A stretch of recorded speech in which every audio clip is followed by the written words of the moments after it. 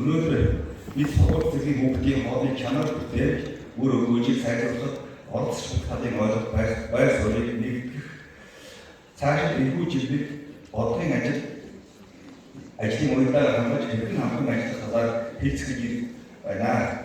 Боловсролын үйлчлэгээр дамжуулан хүүхдийн зохион байгуулалтаа хооллож сурцах үед явц бие махбодын болон оюуны эрүүл мэндийг дэмжих тогтолцоо дэлхийн нийтэд хэрэгжүүлдэг. Энэ жишгээр манай улс 2019 онд бие даасан хууль баталж мөрдөж байгаач хэрэгжил түүний үр дүн сайжруулах олон салбарын уялдаа хамтран ажиллах шаардлагатай байна. Ихэд хүсний баталгаа байж хүсний хангалтын өнөөгийн нөхцөл байдал тодомж байгаа асуудлууд цааш авч хэрэгжүүлэх арга хэмжээний шийдлийн талаар сандаа танилцуулна.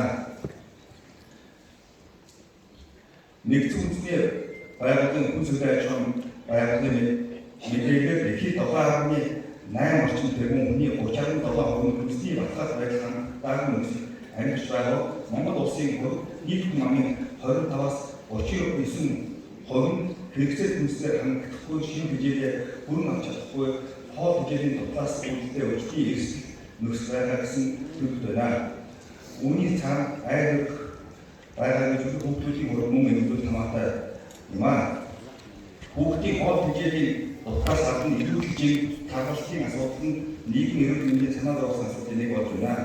Энэ зургаас харуул 2020 оны байдлаар манай улсын 5-аас 19 насны хүүхдийн 10-аас 15% хүүхдэд илүү хэмжээний тархалтаар байгаа бөгөөд 2035 оны насан туршийн тархалт 37% хүрч үүнээс үүсэх эрүүл мэндийн дардлын болон хотоодын нийт бүтээгдэхүүн нөлөөлөх төрөл нөлөө өндөр байгаа байна.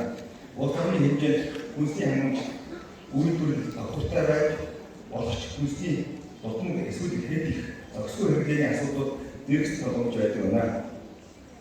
Иймээс боловсролын байгууллагуудын хоолны үйлчлэгээр дамжуулан хүүхдийн хоол хүнсний хэрэгцээг хангах мэдлэг дадлан авах асуудал тойрч болох нь харагдаж байна.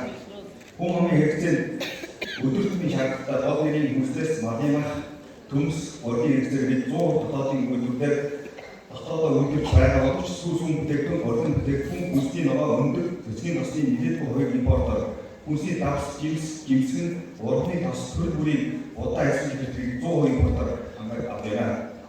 Манай улс 2022 оны байдлаар 1 тэрбум долларын хүнс импортлж 177.8 сая $, хүнс экспортод гаргасан байна. Иймээс хүнсний хангамж аюулгүй байдлыг хангах талаар арга хэмжээ тухай улсын хотын 34-р дотоодын хүрээнд хүнсний гол нэрийн бүтээгдэхүүний дотоодын үйлдвэрлэлийг нэмэгдүүлж импорт хэмжээг бууруулах экспорт нэмэгдүүлэхээр орон ажиллаж байна. Хүнсний хангамж зохион байгуулалт нь нийслэл аймаг сумд харилцан ажиллагаа байнга тохиолдол нийслэл эсрэг болон зарим тохиолдолд хүнсний түүхийг бүтээгдэхүүнийг хүнсний хангамжийн байгууллагаар дамжуулан авах. Гаалгавар түрээсээр ажилладаг бол түрээслэгч тохиолдолд томоохон зах ухааны төвөөс тухайн бүрэн худалдан авах эсвэл аж ахуйн нэгжээс худалдан авах. Төрийн худалдан авах ажиллагааны газартай ерөнхий хэрэгэ байгуулж хүнсийг үйлдвэрлэж импортлж шууд нийгмийн байдлаар зохион байгуулдаг бол сүүсүүн бүтээгдэхүүн талхуурын бүтээгдэхүүнийг үйлдвэрлэгчээс цэцэрлэг сургууль шууд түгээх хийх түгээн байна. Орон нутгад ялангуяа сумын сургууль тендер шалгарсан нийгмийн аж ахуйн нэгжтэй гэрээ байгуулж малын махнаас бос бүтээгдэхүүний худалдан авдаг. Нийлүүлэгчийн тухайн сумын хүнсний төвөөр байх нь бөгөөд уг нийлүүлэлт Улаанбаатарт аян захын удаа төвөөс үйлдвэрлэлийн талаар хийх байна.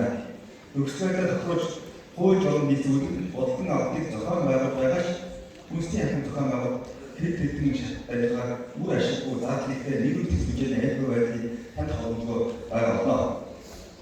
Үүнээс гадна өдрийн нөхцөл байдлаас шалтгаалan хүнсний бүтээгдэхүүний чанар хангалтын нөхцөл байдал тогтвортой байж чадахгүй. Үүний нөхцөл тогтвортой нийгэмд нөлөөлдөг. Төсөв хязгаарлалт үйлдвэрлэгчээс дундын зуршлаг дамжуулан авдаг.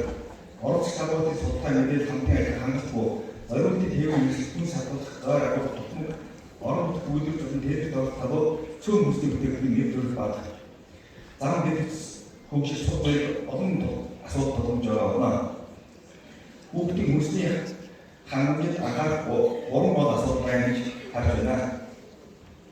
Нэгдлийн хэмжээг аюул хүнсний нэр төрөл үйлдвэрлэлийн хүчин чадлыг орон нутгийн болон дотоодын үйлдвэрлэлд нэмэгдүүлэх анхаарах шаардлагатай байна.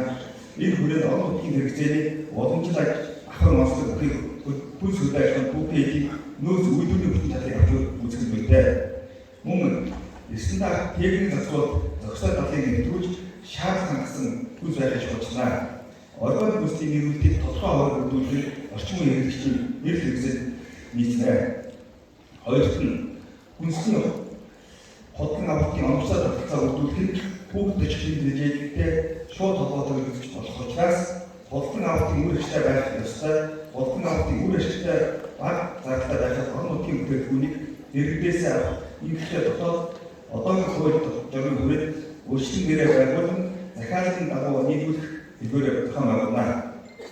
Гуравт нь хүүхдийн эрүүл мэндийг бэлдсэн бодлого энэ уялдаа хамтын ажиллагаа яам орон нутаг аж ахуй нэгж холбоогээд бүх оролцогчийн төвшөнд нэг байх ёстой. Ялангуяа аймаг сумын төвшөнд жижиг дунд үйлдвэр эрхлэгчид албан бус оролцогчдын хоршиж ажиллах боломжийг бүрдүүлж үйл ажиллагааны тогтвортой байдлыг нэмж хэрэгтэй байна. Улсын хурлын 36 дугаар тогтоомын хүрээд хүүхдийн хоол хүнсний хангамжийг хууль эрх зүйн орчны шинжилэл, хүнсний үйлдвэрлэлийн бүтэн чадал, техник технологийн чадхыг сайжруулах, хөнгөлөлтөөр зээлийн дэвшлиг аж ахуйн нөхцөл олгож эхлэв байна. Хүүхдийн хоол хүнсний нэр төрөл бүтээмжийн нэмэх зорилгоор тодорхой жилийн зээлийг олгож байгаа. Үүнээс гадна уг тогтоогоор хүнсний сүлжээний үе шатны үйлдвэрлэл харилцан уялаг гаргаж тэжээгийн үйлдвэрлэлээс малгаж бай газар тариад хүнсний бодлогоор болон сав баглаа олдгийн үйлдвэрлэл хүнсний зорилгын техник хэрэгслийн хүн чадал бүтээмжийг сайжруулах нийт 24 долоонуудын эргэлтийн болон хөрөг оруулалтын зээлийг олгож байгаа. Үнэтэй зээлийг мөн гадаадаас зээл тусламжийн санхүүжилтээр хөдөө аж ахуй хүнсний үйлдвэрлэл эрхлэгчдэд зээлийн хөтөлбөр хэрэгжүүлж байна. Манай улс нь сүү цагаан зээлийн хэрэглээ уламжлал сүүний арилын нөөцтэй болж хүн амын сүү цагаан зээлийн бод хэрэглээ төвшин зохистой хэрэглээний нормыг 53% хангаж хөдөө аж ахуйгаас бэлтгэх боломжтой сүүний нөөцийн дөрвөн 20% үйлдвэрлэлийн аргаар боловсруулж байгаа сүү цагаан зээлийн уламжлал багтаа номхонтой зүүн Азийн орнуудаас авах төвшин байгаа. Улсын хэмжээ сүү бүтээгдэхүүний 206 үйлдвэрлэлийг үүнээс татвар үйл ажиллагаа явуулах 36 үйлдвэрлэлийг 77 хөргөлийн төв үйл ажиллагаа явуулж тэгэхээр нийт 1560 орчим хүн ажиллаж байна. Сүүний боловсруулах санхүүгийн суурилсан хүчин чадал жил 400 мянган тонн өнөөдрийн байдлаар 51% ашиглан үйлдвэрлэл явуулж байгаа.